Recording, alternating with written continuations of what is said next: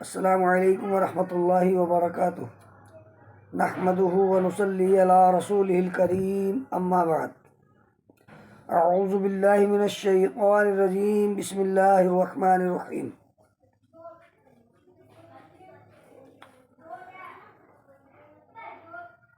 حدیث رسول صلی اللہ علیہ وسلم کا فرمان ہے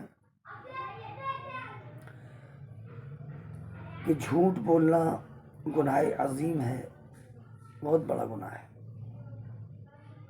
جھوٹ نہیں بولنا چاہیے، اور اس سے بڑا جھوٹا کوئی ہو ہی نہیں سکتا جو سنی سنائی بات کو آگے بھیجے۔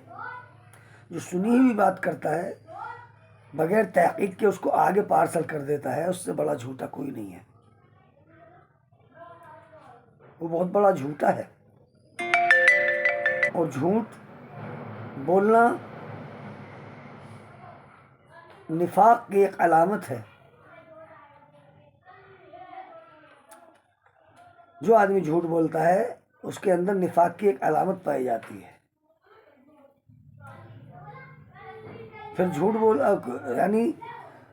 بولنا نفاق ہے، اور جھوٹ سے پرہیز کرنا ضروری ہے۔ جھوٹ بولنے والوں کو بڑی وعیدیں آئی ہیں۔ کسی کو لڑانے والوں کے لیے جھوٹ بولے، کسی کے لڑانے کے لیے، کسی کے دل توڑوانے کے لیے جھوٹ بولے، تو ان کے لیے بڑی سخت وعیدیں ہیں۔ جھوٹ بولنا 3 مقاموں پر جائز ہے۔ میدانی جہاد میں جھوٹ بول سکتے ہو، اپنی جان بچانے کے لیے جھوٹ بول سکتے ہو، کسی کے دل جوڑنے کے لیے جھوٹ بول سکتے ہو، جھوٹ بول سکتے ہو ان میں، لیکن اس کے علاوہ کہیں جھوٹ نہیں بولا جا سکتا۔ جب بھی آپ بات کریں حق بات کہیں، وَتَوَاصَوْا بِالْحَقِّ، حق کہیں، جھوٹ نہ بولیں۔ اللہ کے رسول کا ایک گزر ہوا قبرستان کے پاس، تو آپ کی جو کچر تھی وہ بدکی، اونٹ کچر جو بھی بدکا، ہاں، تو آپ کی اونٹنی بدکی، تو آپ نے دیکھا، اللہ نے آپ کو بتایا ہوا تھا، تو وہاں 2 قبر والوں کو عذاب ہو رہا تھا، 2 قبر والوں کو۔ اب وہ عذاب کیوں ہو رہا تھا؟ ایک ان میں پیشاب کے چھینٹوں سے نہیں بچتا تھا، اور دوسرا چگلی کرتا تھا۔ تو اللہ نے بتا دیا ان کو، تو اللہ کے رسول نے کھجور کی 2 ٹہنی لی، بیچ میں سے ایک ٹہنی لی، بیچ میں سے اس کو چیر کے ایک اس قبر پر رکھ دیا، ایک اس قبر پر رکھ دیا، اور فرمایا کہ جب تک یہ گیلی رہے گی اس کے عذاب میں کمی رہے گی، اس کو کچھ فراغت حاصل۔ جھوٹ بولنے کی بڑی وعیدیں ہیں۔ جھوٹ بولنے والا منافق بھی ہے، منافق کی پہچان ہے۔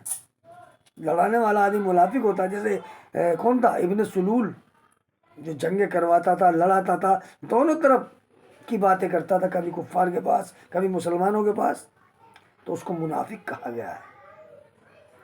تو نفاق سے یعنی جھوٹ سے ہمیں بچنا چاہیے۔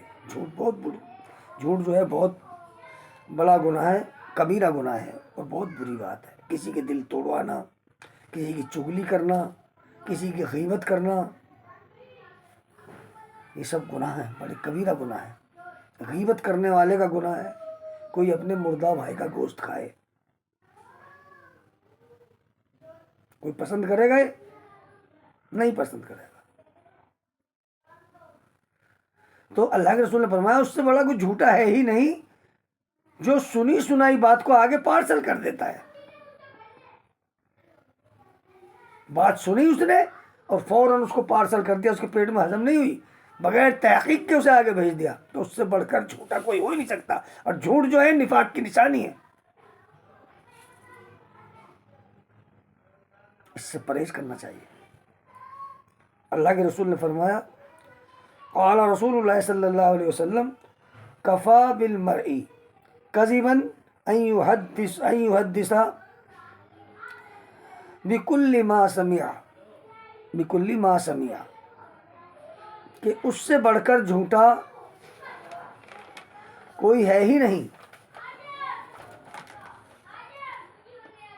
اللہ کے رسول نے فرمایا اس سے بڑھ کر جھوٹا کوئی نہیں ہے جو بغیر تحقیق کے کسی کی بھی بات کو سنے اور اس کو آگے بھیج دے، اس سے بڑھ کر جھوٹا کوئی نہیں ہے۔ تو ہمیں جھوٹ سے پرہیز کرنا چاہیے، جھوٹ سے بچنا چاہیے۔ جھوٹ جو ہے یہ بہت بڑا گناہ ہے، بری بات ہے۔ تو اللہ کے رسول یہی ترغیب دلا رہے ہیں کہ جھوٹ بولنے سے بچو، پرہیز کرو۔ جہاں بولنے کا حق ہے وہ بول سکتے ہو، کسی کے دل جوڑنے کے لیے، میدان جہاد میں، اور اپنی جان بچانے کے لیے۔ اور جان بچانے کے لیے تو اللہ کے رسول نے ایک جگہ فرمایا کہ اگر کوئی آدمی لاٹھی، بھالا، تلوار لے کر کھڑا ہو جائے اور وہ یہ کہے کہ اللہ کا انکار کر ورنہ تجھے مار دوں گا، میں اللہ کا انکار کر، اگر من نہیں تو مار دوں گا۔ اگر کوئی اپنی جان بچانے کے لیے وہاں اللہ کا انکار کر دیتا، اللہ کے رسول نے فرمایا انکار کر دے، انکار کر کے اپنی جان بچا لے۔ اللہ کے نبی اگر وہ یہ کہے کہ جو اللہ سے مانگتے ہو مجھ سے مانگو، میرے سامنے جھکو، تو پھر آپ نے فرمایا تیری بوٹی بوٹی کر دی جائے، تجھے آگ میں جلا دیا جائے، تو غیر اللہ کے سامنے جھکنا نہیں ہے۔ شرک کی بات آئی تو آپ نے مجبوری میں بھی اس کو الاؤ نہیں کیا۔ اللہ کا انکار کرنے کے لیے مجبوری میں الاؤ کر دیا، کر دے انکار، جان بچا لے اپنی۔ لیکن اگر وہ یہ کہے شرک کر، اگر تجھے جلا دیا جائے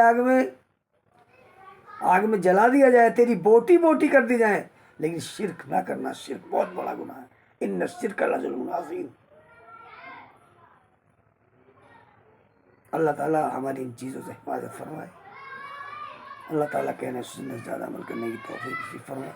وآخر دعوانا الحمدللہ رب العالمین۔ السلام علیکم ورحمۃ اللہ وبرکاتہ۔ اللہ اعلم بالصواب وما علینا الا البلاغ۔